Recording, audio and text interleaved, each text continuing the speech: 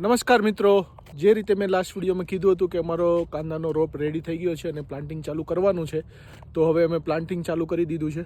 12 નંબરના પ્લોટમાં લાલ કાંદા લગાવીએ છીએ. તે ડ્રીપ લાઇનનો યુઝ કરી અને અહીંયા કાંદાનું પ્લાન્ટિંગ અમે કરીએ છીએ. અહીંયા તમે જુઓ કે અહીંયા પ્લાન્ટિંગ ચાલુ છે.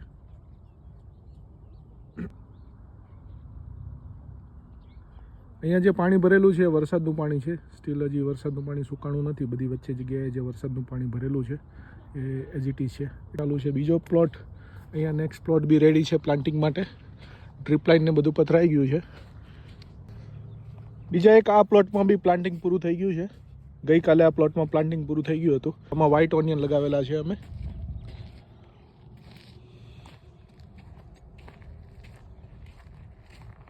આ 2 નંબરના પ્લોટમાં પણ વ્હાઇટ કાંદાનું પ્લાન્ટિંગ પૂરું થઈ ગયું છે અને પ્લાન્ટિંગ કરે ઓલરેડી 2 દિવસ થઈ ગયા છે. આ મારો ત્રીજો પ્લોટ છે જેમાં પ્લાન્ટિંગ થઈ ગયું છે.